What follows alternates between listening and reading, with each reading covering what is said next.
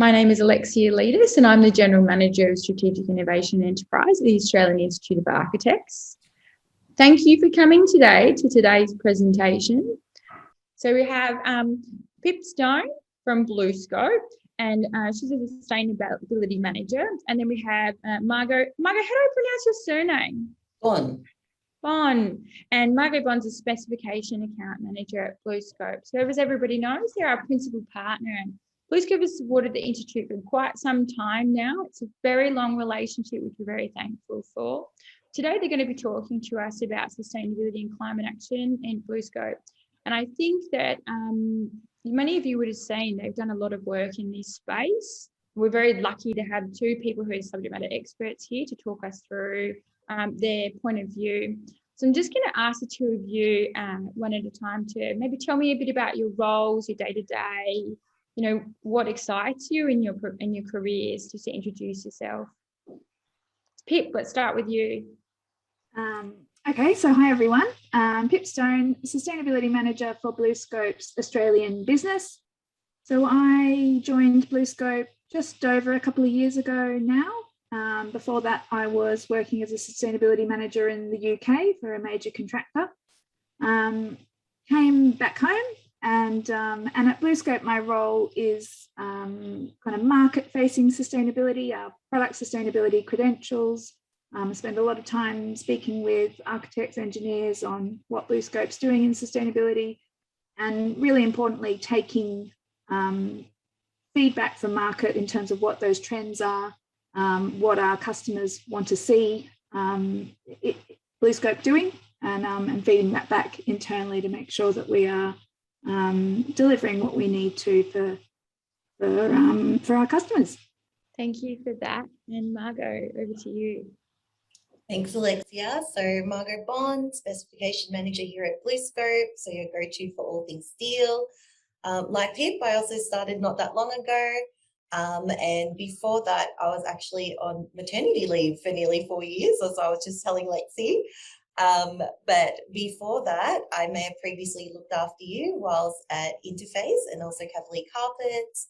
So specification, looking after, all things steel, helping design in Australian steel, in particular with ColourBond steel for roofing and cladding, and also TrueCore for light gauge steel framing.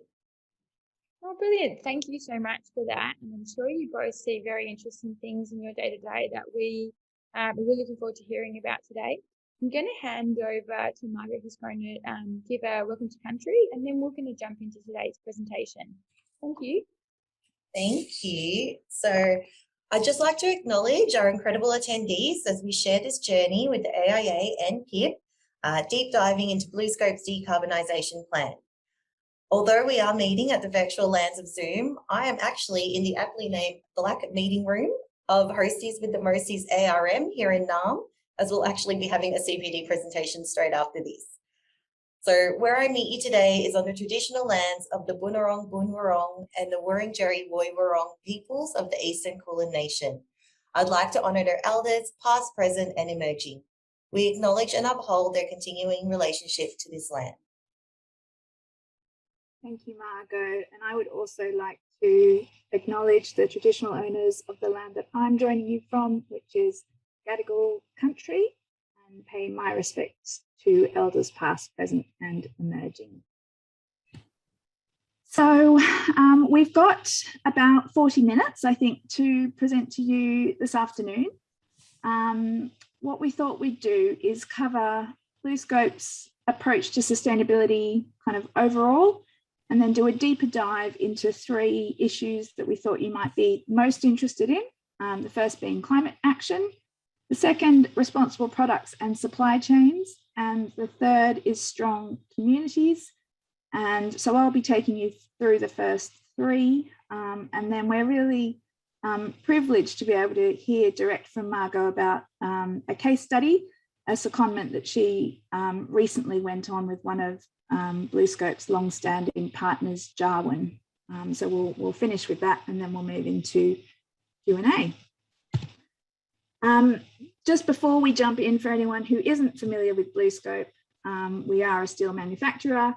We operate in 17 countries around the world with about 14,000 employees.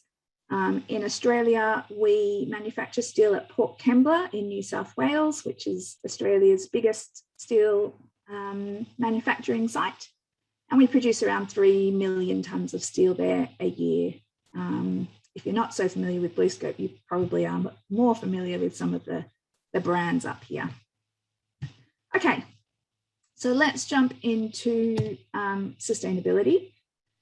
And this information actually comes direct from our sustainability report, which is available online for anyone who's interested. But essentially we have 5 sustainability outcomes, each of which are mapped to the UN SDGs, which you can see on the right-hand side there.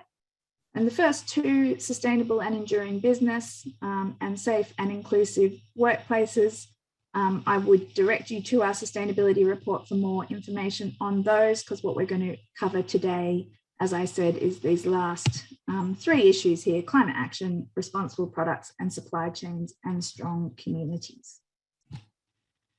So if we go straight into climate action,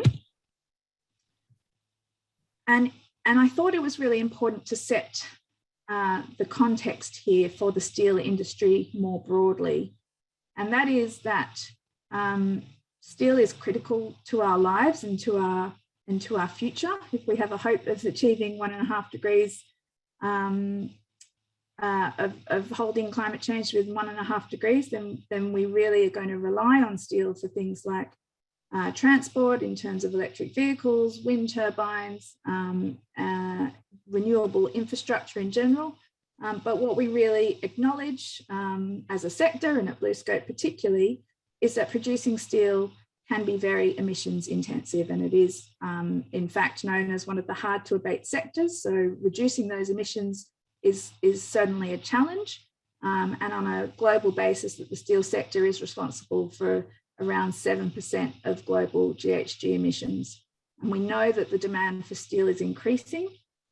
So it's a really big challenge that we're facing as a society in that we are reliant on steel, but we know that we have a real challenge ahead of us in terms of decarbonising the sector. So that's the kind of context for this presentation. So in order just to set the scene a little bit better, I'm going to give you a very high level steelmaking 101. This is a pretty old looking diagram. It's come from World Steel, and they do have a fancier version available on their website, but it's interactive and doesn't display as well on a PowerPoint presentation. So I'd encourage you to go and have a look at the World Steel website if you are interested in this subject. But this is what we're going to work with. So on the left-hand side, we have what's called blast furnace steelmaking, sometimes known as BFBOF or primary steelmaking. And on the right-hand side, electric arc furnace steelmaking, otherwise known as EAF or secondary steelmaking. Blast furnace steelmaking accounts for about 70% of the world's steel production currently, and EAF just under 30%. And the key difference is that for a blast furnace, it's a 2-step process. First you make iron and then you make steel. And in order to make iron in a blast furnace, you use raw input materials like coking coal, limestone, and iron ore. You get your iron, and then you combine that with scrap into what's labelled there as a converter, or as we call a basic oxygen furnace, to produce steel. And then on the right-hand side, there are kind of different combinations to make steel with EAFs, but technically you can use 100% recycled steel and you melt that in an electric arc furnace to create new steel. But you can also supplement scrap steel with what's called DRI, or direct reduction of iron, most commonly using natural gas as the reductant, and that supplements the scrap to create new steel. So important to note that you can't produce steel from the EAF method without having first produced the steel from the primary or the blast furnace method. It is directly dependent on the steel having been created in the first place. In terms of the emissions profiles of the various technologies, the averages are for blast furnace steelmaking around about 2.3 tonnes of CO2 per tonne of steel. For EAF steelmaking from scrap, it's about 0.6 tonnes of CO2 per tonne of steel. And for DRI EAF using natural gas, it's about 1.4 tonnes of CO2 per tonne of steel. So pretty significant difference there, which really begs the question that I'm sure you're all asking, why don't we just use scrap steel? And indeed, you may have asked this of BlueScope before. I spend a lot of my time having this very conversation because it makes sense. If we increase recycled content, then we're going to lower the embodied carbon of our steel. And at a point in time, that may be what we end up doing. But right now and well into the coming decades, we have this dilemma whereby, as I said, the demand for steel is growing and we don't have enough scrap to fulfill that demand. Scrap is becoming increasingly available, but still not nearly in the quantities that we need it in order to produce steel purely from that EAF steelmaking method. And you can see here, there are various versions of this graph from various different bodies, but they all show essentially the same thing, that we just don't have enough scrap to meet demand, now and well into the future. So the challenge for the steel sector is to decarbonise primary steelmaking or blast furnace, basic oxygen furnace steelmaking from iron ore as much as possible if we're going to hit our net zero by 2050 targets. Last chart I'm going to show you, there's a lot going on here. I just wanted to touch on the first 3 bars in this graph. So this is produced by the International Energy Agency, or the IEA. They've got a fantastic report on iron and steelmaking, which again, if you're interested, I would highly recommend. Essentially showing 2019 versus 2050. The purple dots are the amount of available scrap. So you can see in 2019, just over 30%. And the coloured bars show the steelmaking manufacturing method. So the blue you can see is the blast furnace, basic oxygen furnace steelmaking. And then we've got 2 different scenarios in 2050. One is the kind of BAU called here STEPS, and one is the SDS, Sustainable Development Scenario, and that's if we see some real action from governments and policymakers on climate action. And you can see obviously the amount of scrap remains the same in the 2 2050 scenarios, but the manufacturing method changes depending on the supportive policies. The thing to note again is that blast furnace, basic oxygen furnace steelmaking remains an integral part of steel supply even in 2050. Okay, so some of those, if you were able to read the fine print in the previous slide, you could see some of the technologies that were talked about, but they essentially fall into 3 broad categories. Again, this information has come direct from the World Steel website. So in terms of breakthrough technologies in steel, these are the 3 main categories. The first you'll be familiar with, I would imagine, CCUS, or carbon capture, utilization and storage. So essentially the emissions are produced in the process, but they are captured and either stored or utilized elsewhere in industry. The second is electrolysis. So using electrical energy to directly reduce the iron ore. You probably haven't heard so much about that one. And I think it's in pretty early stages of tech readiness, that one. And the last one is the one that you have probably seen all the headlines about, and that is hydrogen. And that's where we substitute carbon or coking coal with hydrogen as the reductant, and the result is water rather than CO2 in terms of the emissions. So that's the kind of high-level overview of the industry. What does that look like at BlueScope? I wanted to start just by showing our corporate strategy. I can't show you a sustainability strategy because it is very much embedded in our corporate strategy. We don't have a separate sustainability strategy somewhere over here. We recognise that our approach to sustainability is integral to the very sustainability of our business. So you can see climate change and sustainability there under the transform pillar. It's fair to say we've done a lot around the sustainability area for many, many years, but that we've particularly ramped up our efforts in the last 1 to 2 years.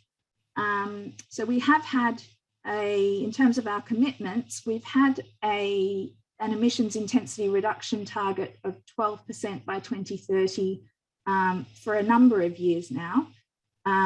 But we've recently built on that. So in the last 12 months, we've announced a new chief exec of climate change for the business, which is a very big and exciting step for BlueScope. And then to build on that, we announced our net zero goal by 2050 a few months ago now, which was immediately followed by the publication of our first climate action report. We've certainly been reporting on climate action for many years. We've been doing that within our sustainability report, excuse me, and this year for the first time we, alongside our sustainability report, produced a standalone climate action report, another really good source of information if you're interested. And so, as I say, we had the 12% target. We've introduced a new goal of net zero by 2050. We've also introduced a non-steelmaking target of a 30% reduction by 2030. And to support the achievement of our commitments, we announced an investment of $150 million in a fighting fund for climate action to support some of our decarbonisation activities. So in terms of our pathway, it's all good and well to have amazing sounding targets, but what you really need to ask of any business is what is your pathway that's supporting those targets. What this graph really does is illustrate how we're going to meet both our 12% reduction and our net zero goal.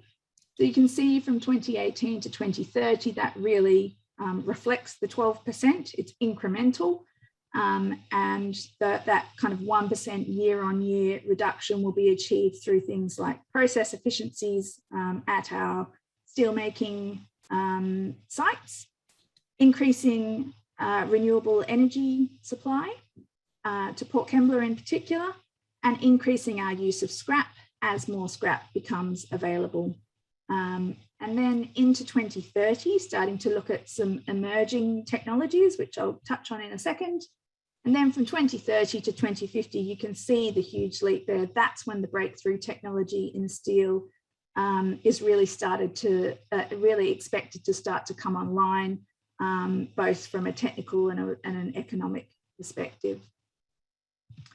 So in terms of emerging technology, one of the things that we're looking at currently, and indeed have looked at in the past, is biochar, type of biomass, and it's a waste product from the forestry industry. And biochar can potentially replace a proportion of coking coal that goes into the blast furnace, that first step for iron making. One of the challenges that we have with biochar is that in Australia there isn't a ready supply chain for it. So that's one of the challenges that we would need to overcome. But that's one example of emerging technology that we're currently looking at in conjunction with the University of Wollongong for that one. And then in terms of the breakthrough tech, which again is the stuff that you read all the headlines about, and indeed hopefully you read a headline about BlueScope and Rio Tinto a couple of weeks ago, because we signed a memorandum of understanding for low emission steelmaking at Port Kembla.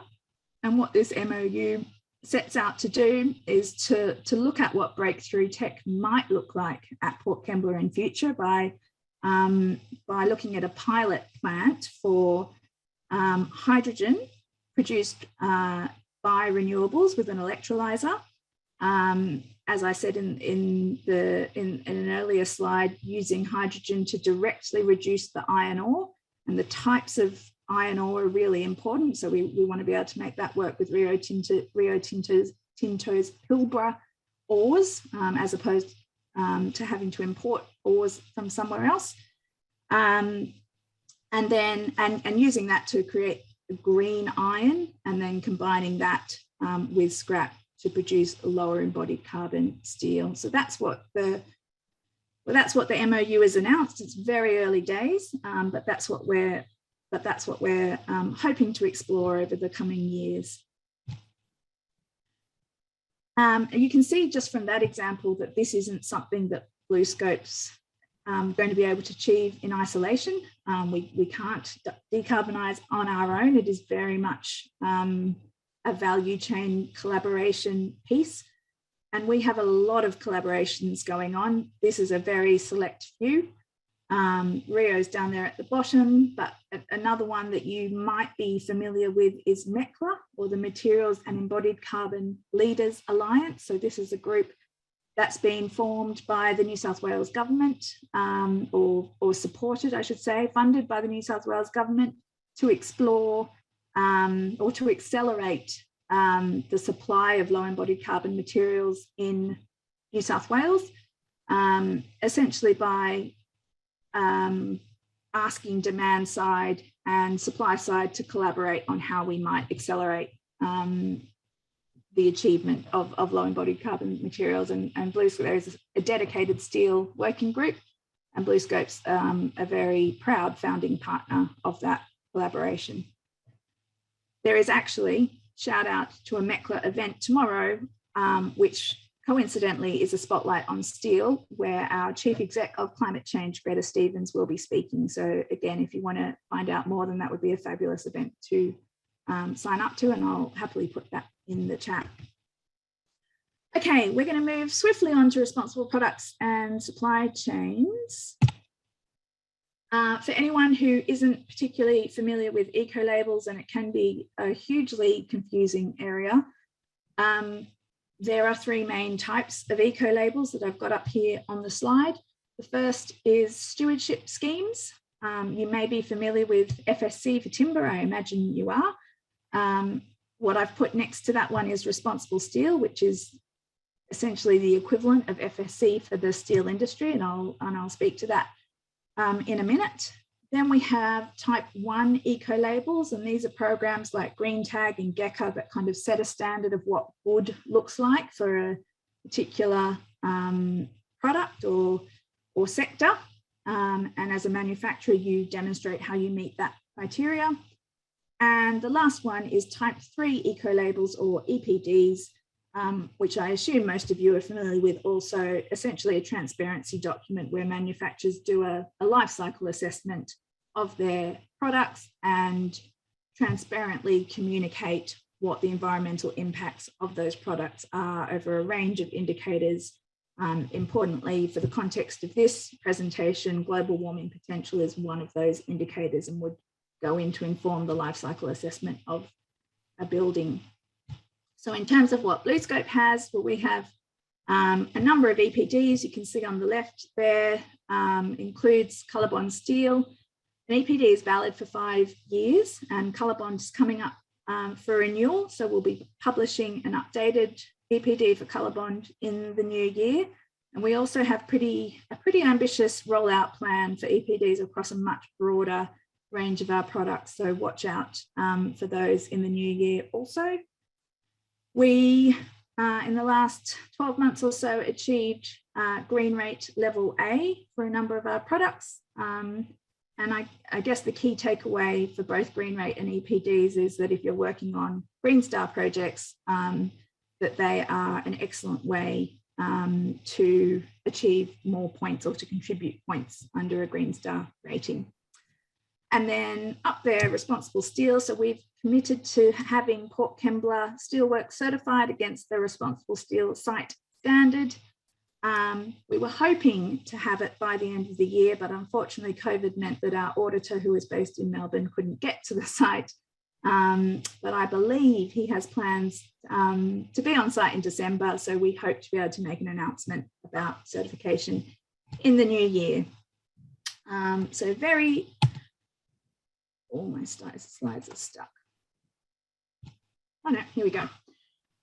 So for anyone who isn't familiar with responsible steel, a very brief overview. As I said, it is kind of doing for the steel industry what FSC does for timber. It's a stewardship scheme. It covers a broad range of sustainability issues. You can see there are 12 issues there that it covers.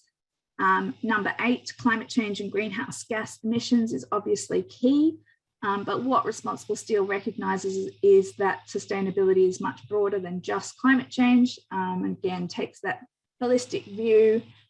Some other things that might be of interest to you, things like labour rights, human rights, water stewardship, biodiversity. So really giving the broad sustainability overview. And what's the so what? If you, as a specifier, if you specify steel from a responsible steel certified site, then you are supporting a manufacturer who is committed to reducing greenhouse gas emissions in line with the Paris Agreement. You are supporting responsible patterns of production and consumption. And it's also a really good way to manage ESG risk in the supply chain. That's environmental and social governance risk in the supply chain. So if things like modern slavery are on your radar, then responsible steel is a really good way of doing your due diligence in that area. I think this might be the last slide. I just wanted to mention for anyone who is interested in low embodied carbon steel or net zero steel, there is a buyers alliance called Steel Zero that's being formed out of Europe, but is getting some traction in Australia, I believe. And this is a public commitment to procure, specify or stock 100% net zero steel by 2050. You can see some of the organisations already involved there. And the link with responsible steel is that it was important that 2050 is a way off and that there was an interim commitment. So when you sign that commitment, there is an interim step that by 2030, at least 50% of your steel will be either low embodied carbon steel from a manufacturer who has set a science-based target, or responsible steel certified steel. So again, something that you just might be interested in. Okay, I am going to hand over to the fabulous Margot to talk about strong communities. Just to say that we have a strengthening our communities investment framework that covers a broad range of social sustainability issues. And as I say, we're really privileged to hear from Margot today. The case study that she'll be taking us through touches on a number of these issues, which makes it a really good example of BlueScope's commitment in this space. So over to you, Margot. Thanks, Pip, and good afternoon all again. As mentioned, I'd love to share with you my virtual Jawun secondment in East Kimberley earlier this year. So, next slide, please. So firstly, I'd like to introduce the Jawun model. Jawun is a non-for-profit that builds the capacity of Indigenous people to choose a life they have reason to value. They do this by sending skilled corporate employees like us in place, or more recently virtual, to work in Indigenous organisations. Since 2001, there's been over 2,500 secondees and 500 senior executives connected with leaders and reform initiatives sent to 9 regions across Australia. Click.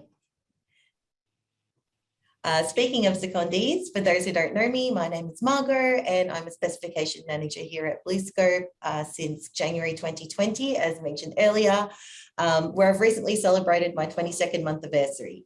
So my background is in interior design and marketing, And when I completed my master's, I was invited to complete a thesis that captured both skill sets for an Indigenous community in Fitzroy Crossing, Western Australia. In 2013, the East Kimberley had the highest rate of youth suicide in the world, and my project involved creating a safe space for Aboriginal youth to support their mental well-being. Because of this life-changing experience, I was super keen to be involved with the Jawun program when I first heard about it at BlueScope, and I'm honoured to be the first secondee for the East Kimberley with the Wunan Foundation. Next slide, please, Pip. So I just wanted to give some context regarding the region. My virtual secondment was placed in Kununurra on the top right there, and to the left, sort of in the middle, is Fitzroy Crossing, where I completed my thesis in 2013. And then further left is Broome, which is classified as a regional town, and that's 10 hours away from Kununurra. And to the upper right, away from the screen, is Jawun, which is classified as a main capital city, 8 hours away, and already has set distribution routes to Kununurra. So located in Mirrorung-Gadgerong country, the East Kimberley is one of the most disadvantaged areas in Australia. Around 40% of the Indigenous community are living in crisis. Each year, the government spends up to $43 billion, but little is changing. The region still has one of the world's highest youth suicide rates, where kids as young as 10 are killing themselves due to their hopeless situation. Jawun has been working with key regional partners there since 2010, supporting local leaders achieve their regional aspirations for empowered communities. Next slide, please. Sorry, it doesn't want to change. Hold on. There we go. Thank you. So one of these local leaders is Ian Truss, who has a strong and coherent vision of a better future for Aboriginal people in the East Kimberley, a future beyond welfare and government dependency. This year, Ian received an Order of Australia on Queen's birthday in recognition for his incredible work in the region. He is also currently the Executive Director and Chairman of My IRO, the Wunan Foundation. Next slide, please. The Wunan Foundation is a non-for-profit Aboriginal organisation based in the East Kimberley. The name Wunan comes from the traditional ritual in the local community in which fair trade occurs and also encompasses caring and sharing. Wunan's vision is to shift the current dependence on welfare among local Aboriginals from 80% to 20% via Pathway to Empowerment. I'd love to share some links with you that explains this further later on. Next slide, please. So Wunan acquired the Lakeside Resort in early 2020 as a social enterprise to firstly increase training and employment opportunities in the area, and more importantly, as an ongoing source of income for the foundation to assist in funding its core mission. The resort is approximately 3 acres alongside Lily Creek Lagoon on the Ord River, 2 kilometres from the town centre. Next slide, please. So my project mainly involved assisting Colin Finn, Wunan project manager, Tone Wheeler, project architect at Environa Studio, and Andrew Fowler, light gauge steel fabricator from Austrust, all based in New South Wales, in conjunction with Shane Ross, my mentor at Jawun. This is for the specification process for the Gananurang Lakeside Resort development. Gananurang is the local name of the nearby Ord River to acknowledge the elders and traditional owners of these lands and waters. The mission of the project is to reimagine the property and adjacent reserves as an eco-resort, celebrating Aboriginal culture and providing a unique guest experience. Wunan had also invested in a light gauge steel roll forming machine to again increase opportunities for jobs and training, as well as reduce costs and increase efficiencies in the project by maximising its steel specifications. Next slide, please. As you can see, the resort has several areas to cater for a broad range of guests, as well as enable community engagement. So in the peak seasons of April to August, it's primarily for tourists, and there are varied accommodation options available, such as the glamping luxury eco tents, the hostel for shared accommodation, and luxury lodge. I also assisted Wunan in researching opportunities for the rest of the year to increase their ROI. What we found is that the peak time for youth suicide was around December, January. I'll leave you a couple of seconds to guess why, but it's due to summer holidays. So basically when the youth didn't have the safe space and structure of school. So in these months, Runan is organising youth camps for the kids to attend and learn more about country and culture, as well as offer exposure to traditional arts and crafts that can support micro-business opportunities back in the region. So examples of this is linen, furniture and artwork for the accommodation options, as well as condiments for the general store. Runan has also recently secured a partnership with the University of Notre Dame so that the Central Cultural Centre can double up as a research centre to enable more education opportunities for the local youth. The rest of the year, February to March, as well as September to November, I assisted in completing feasibility studies of hosting community festivals as well as corporate conferences. The resort aims to be a place to play, educate, and celebrate. I'd also like to point out that the Luxury Lodge will be a prototype for Aboriginal homes made by Aboriginal people for Aboriginal people. The flexible design will take into consideration the different family units that the Indigenous community lives with, in comparison to the traditional nuclear family of most non-traditional Australians. In terms of its economic and environmental benefits, the extensive use of light gauge steel fabricated locally radically reduces transport and material costs. Working with our internal sales and distribution team here at BlueScope, we assessed that the most efficient and cost-effective way was to transport steel coils to Kununurra is via Jawun rather than Broome, and we introduced Runan to the local distributor Infrabuild. I'd like to point out that their state manager, Amanda Charalambous, actually used to work with us and was the first woman appointed to lead NT operations. We worked really hard to ensure that the resort could be constructed primarily of Australian-made steel, showcasing our triple bottom line potential. In terms of the ongoing value back to the community, what I love about the intent of the resort is the numerous benefit it presents to assist moving their mob from crisis to change. By creating these multi-layered opportunities for employment and training, it helps get the kids to school and keeps them safe while their parents are at work. The Aboriginal Homes prototype will also assist in housing where the community is motivated to look after their homes because it was made specifically for them. Next slide, please. I would now like to reflect on the professional as well as personal development that I undertook in my development. Personally, I believe that I have a better understanding of the use of light gauge steel in commercial buildings, which greatly increases my value to you as specifiers of steel. I also believe that I've gained leadership skills through learning how to deal with ambiguity and managing stakeholder relationships, both internally and external. Even though my secondment was virtual, it was still such an amazing experience that's really motivated me to continue to look for opportunities that truly create a difference in my day-to-day role. It has made me so proud to work here at BlueScope. Personally, I feel that my understanding and awareness of Indigenous Australia has further grown. I am more inspired than ever to give something back to help create a brighter future for Aboriginal communities.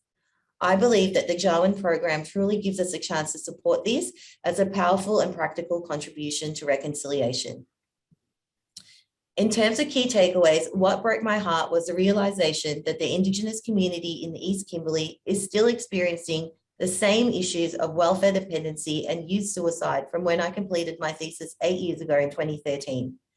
It's highlighted that things need to be done differently to enable real change, and we need to take a proactive role in this. Lastly, I understand that this is not the end of my journey, only the beginning. I am eternally grateful to being given the opportunity of my secondment, and I would love to thank my colleagues at BlueScope from the very bottom of my heart for their role in enabling me to be part of this once-in-a-lifetime opportunity to be the first secondee for BlueScope in the East Kimberley. It's been an honour to work with Shane at Jawun and Colin at Runan for such a significant project in the region. Thank you.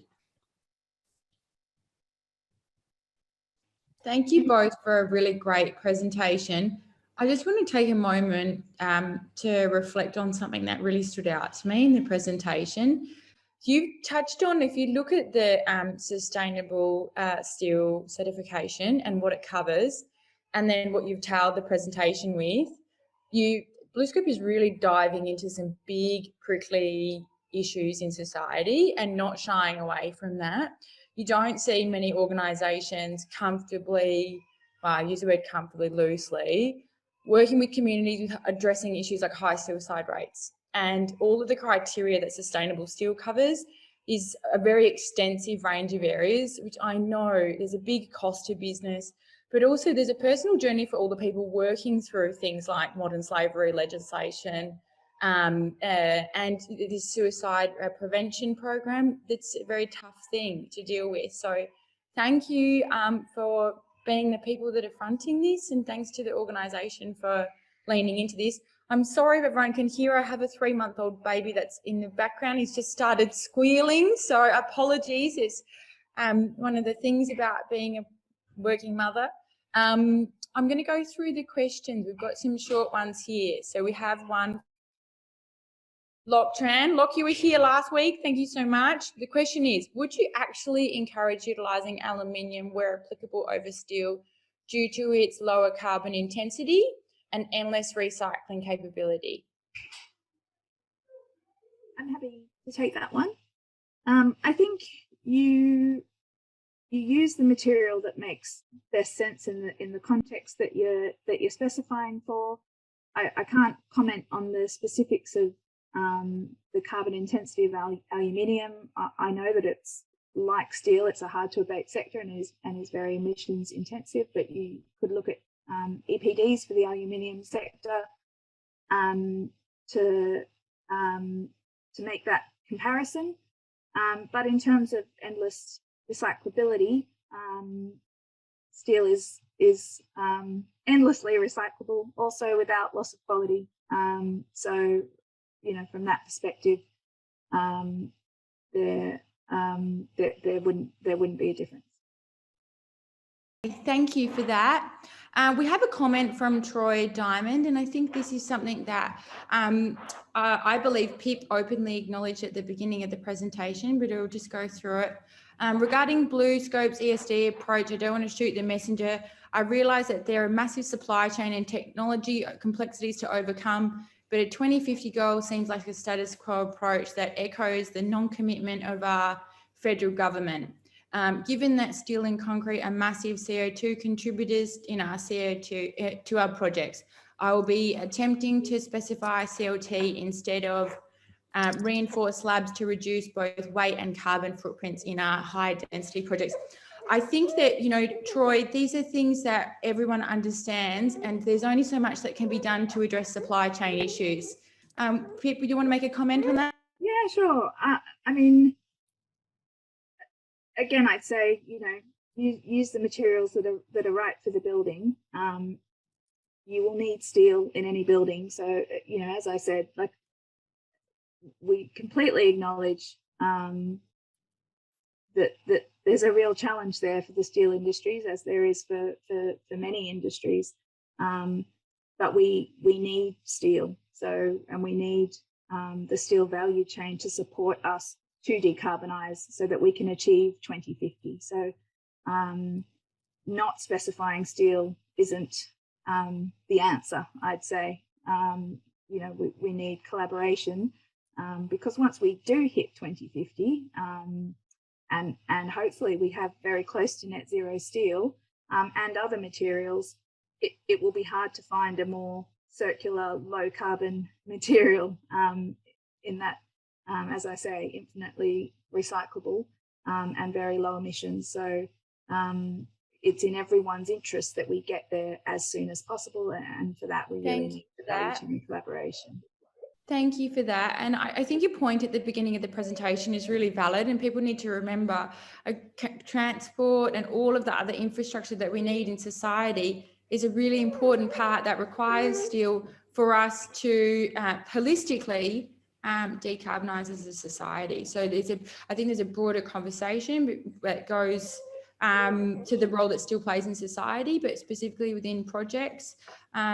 This is I don't think anything that can be turned around overnight. I think having ambitious goals is great for sentiment, but it's really important that we understand the policy and regulatory framework and supply chain framework that we were working in. There's some really lovely comments here from Shane. And so it says, beautifully presented, Margot and Philippa. Great to see the cross-organisation collaborations happening through the work of BlueScope. It was an absolute pleasure having you and the Jawun program, especially in the first of the EK. Yes, Shane was actually my mentor, and Catherine, who commented as well, is the regional director for Central Australia, and Shane is the regional director for the East Kimberley. So if anybody is interested in finding out more about Jawun, I am sharing more details about all the amazing work that they do. And yeah, so the opportunities is for in place and also virtual. And as much as I'd love to go in place, you know, I've got 2 young boys as well, and I wouldn't have been able to do it had I had to go in place for 6 weeks. So yeah, it's just been such an amazing program to be part of. Yeah, thank you. Locke, great comment here. On top of carbonising steel, are there any programs, was a question, to use steel more efficiently? So any other program? Oh, steel minimisation, that's a really good point. Yeah, that's a great question. And certainly high strength steels is a real area for dematerialization. So where I'm certainly not a structural engineer, but you know, where the design is governed by strength, you can certainly use higher strength steels, which enables you to use less of them. And I think, you know, there's a real opportunity in terms of that circular thinking about reuse, remanufacture, designing for disassembly. You know, steel is obviously a material that lends itself very well to circular thinking. So yes, lots of opportunity there, I'd say. About this time last year, we had Forrest Flagger of Katerra present, and he talked to us about, so Katerra are a company that now don't exist. That's for different reasons. The concepts that they have are great. It's just they had some funding issues from what I know. They're an American company. What they were working on was through design automation and computational testing, they were able to reduce the materials that they were using, steel, through better design. So there's a component about, you know, having a really effective design and testing your design to be able to adjust your material use. And through the design, they were able to create more strength through a different type of, you need to watch it. It's on our YouTube channel for everyone to go and have a look. But they made a different shape in the structure, how they were using the steel, and it strengthened it up. It reduced the way that they were, the materials they were using, which also reduced their cost. So this company was a mass production company, and it was a critical part of how they worked. So there's other ways to think outside of the box and get these outcomes. And I know that there are a lot of people leveraging computational tools and AI to help in this area. I'd just like to comment that one of the CPD presentations that I'll actually be about to do in about 5 minutes here at ARM is our LGS CPD, which is light gauge steel. And that looks at you know, specifying LGS instead of the more carbon intensive structural steel in applicable situations. So if I haven't heard from you in regards to booking a presentation, please feel free to send me an email, and we'll probably have to organise that in the new year now. We've got a bit of a backup from the last lockdown, but yeah, we'd love to come over and present our light gauge steel CPD. And for those of you that want to take up Margot and their offer, she's based in New South Wales, and her contact details will be, Victoria, sorry, come there. Victoria, hence the lockdown comment. And her contact details will be on the, we've got another comment which I'll go to in a minute, but her contact details will be available. Look for them inside the PDF that will be emailed to you after the presentation, so you can stay in touch with the team. I think that's really important.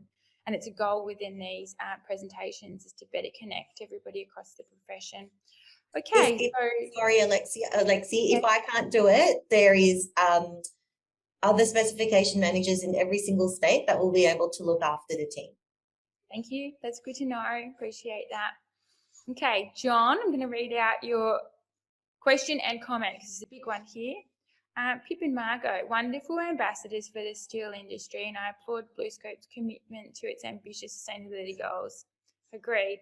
Regarding Pip's comment that this is a big challenge for the steel industry, however, it isn't a massive challenge for all of us. Is there scope for the industry to collaborate with others? Yes, a big yes. I mean, there's a lot of, as I said, a lot of collaboration already happening within the steel industry in terms of overcoming technical challenge, but you know, sustainable financing, for example, is a really good example, and lots happening in that space.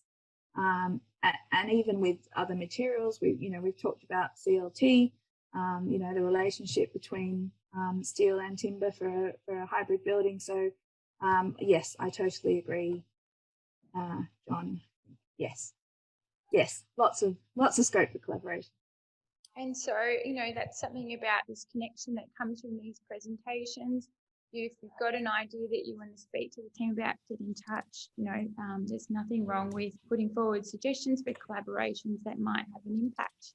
It's all about having a conversation.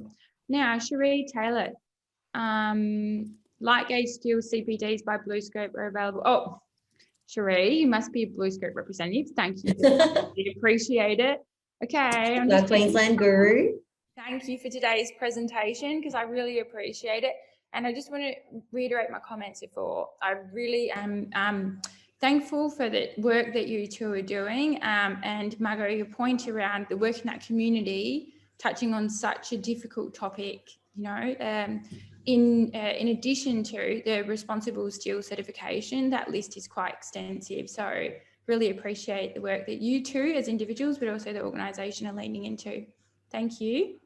Thank you. Thanks for having us. Have a good day, everybody. We'll see you at the next Lean In.